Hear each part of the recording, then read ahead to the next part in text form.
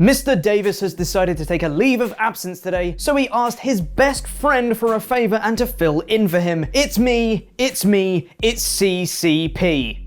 Corporate Chopper Pete, that stands for. That works, right? On last night's episode of NXT, Mercedes Martinez faced Rhea Ripley in a steel cage match, in which Ripley managed to come out on top, planting Martinez through a table from the second rope with a riptide. The commentary team put this over as the end of their feud, with Ripley finally managing to overcome the Robert Stone brand, despite her never really being defeated by the Robert Stone brand. Ever? But sure. After the show, in a WWE.com exclusive, Robert Stone announced that his brand and Mercedes Martinez had parted ways due to creative differences. He then issued a restraining order against her, which she tore up before walking off. I'm not sure of the legality of any of those things, but let's go with it. It's being heavily speculated that this is the end of Martinez's NXT run, and she'll be called up to the main roster very soon. Martinez is one of the people most heavily speculated to be part of Retribution, which was only amplified after this week's episode of Raw, in which the group cut their first promo. Reversing the altered audio from the promo revealed that the two people speaking were most likely Dominik Dijakovic and Martinez herself. While she didn't accomplish all that much while in NXT, her talent is still undeniable and will hopefully be put to better use on the main roster. Laurie Blake and Adam Blompier will be doing their NXT review podcast of Super Tuesday 2 later on today, so subscribe and enable notifications here to know when they go live, if you like that kind of thing. Robert Stone has now lost Chelsea Green and Mercedes Martinez from his brand, two people who are actually speculated to be part of Retribution now I think about it. Maybe Robert Stone is the mastermind, after all. Maybe he's the hacker. It all makes sense. Except it doesn't. Something else that doesn't make sense is Fozzy. That's it. That's the tweet. Chris Jericho's band Fozzy resumed touring last month, holding shows in North and South Dakota and Iowa, including as part of the annual Sturgis motorcycle rally. The decision to perform at the event drew heavy criticism, with pictures from the rally showcasing a lack of social distancing and people not wearing masks. Jericho originally defended the decision to perform at the event, despite an initial outbreak of 7 cases from the show, tweeting that there were only 7 cases out of 455,000 people, with 4 question marks on the end. Well, if there's one thing we know about pandemics, it's that once those initial cases come in, those numbers are final and definitely don't increase and spread over time to other people. A new study performed by the IZA Institute of Labor Economics states that of the 460,000 people that attended the 10-day event, an estimated 266,000 cases of COVID-19 are linked to it, and 1 death. The study also estimated the event cost roughly $12 billion in public healthcare, using the fact that an average cost of 1 COVID case is $46,000. South Dakota Governor Kristi Noem has called this study fiction and an attack on those people who exercise their personal freedom to attend Sturgis. As of the time of this recording, Jericho has not responded to the findings of this study. But now we're back to the normal wrestling news, and let's talk more about how close Rey Mysterio was to going to AEW. Thank you for being awesome pledgehammers on Patreon, Ryan B. Bad, and Superkick Nick Mizesko. Rey and his family had some amazing bonding moments on Raw this week, like having way too much fun beating a man to death.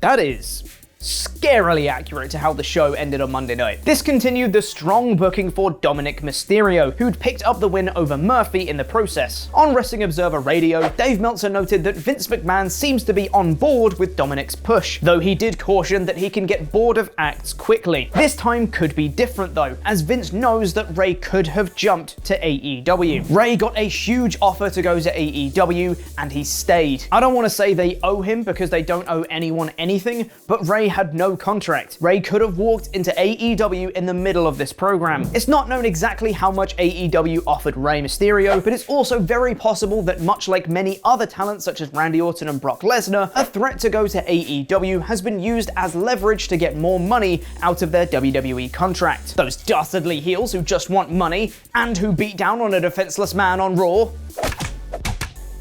With Rey Mysterio's torn triceps, it seems as if Dominik is filling in his shoes for the time being, which he's doing a great job of. Because he's so much taller than Rey, it's quite easy because he's got small shoes.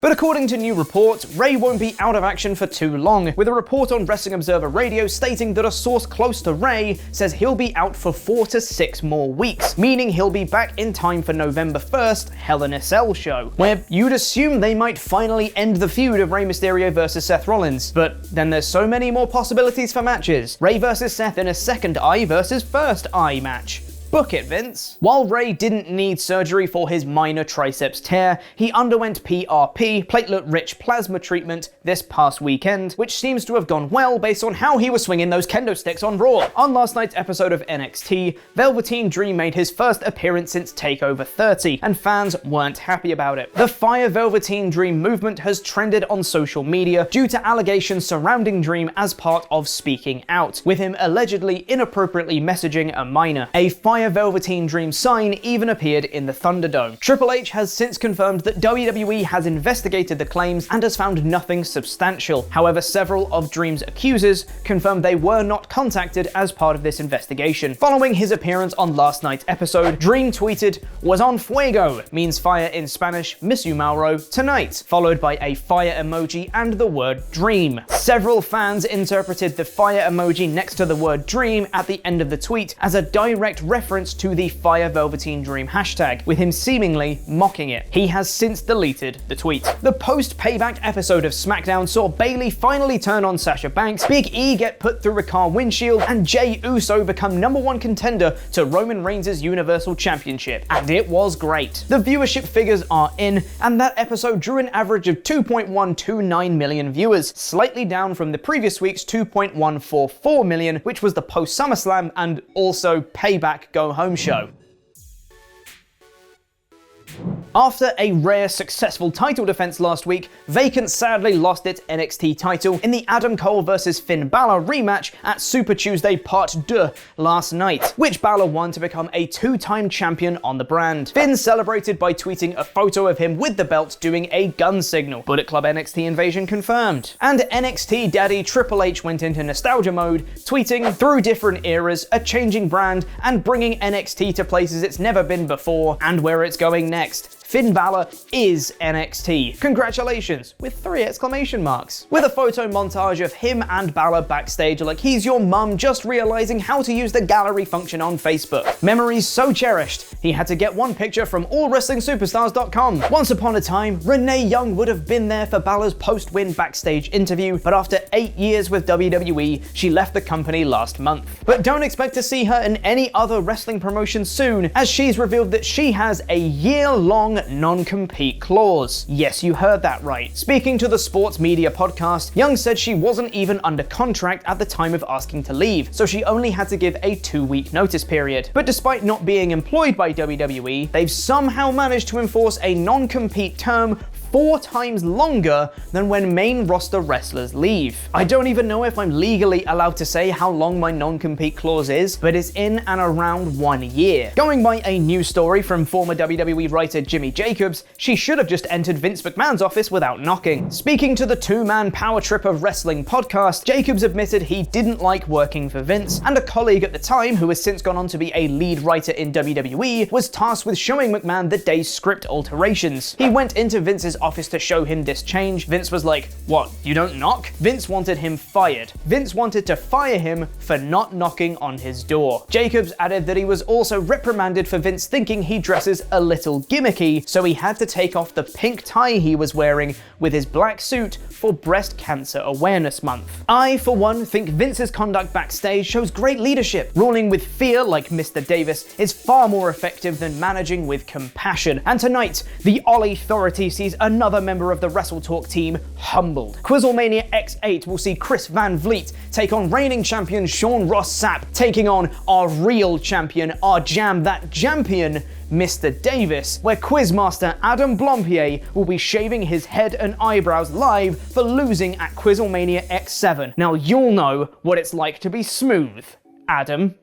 Set your reminder for QuizzleMania X8 today by clicking the video on the right, and Raw is reportedly falling apart behind the scenes. Click the video beneath that to find out what's going on, but whatever you do, don't go to WrestleTalkMerch.com because a disgruntled former employee's new t-shirt has somehow just been released there. We're not sure how that's happened, but we're working on getting it taken down. Don't order it. Jam that jam.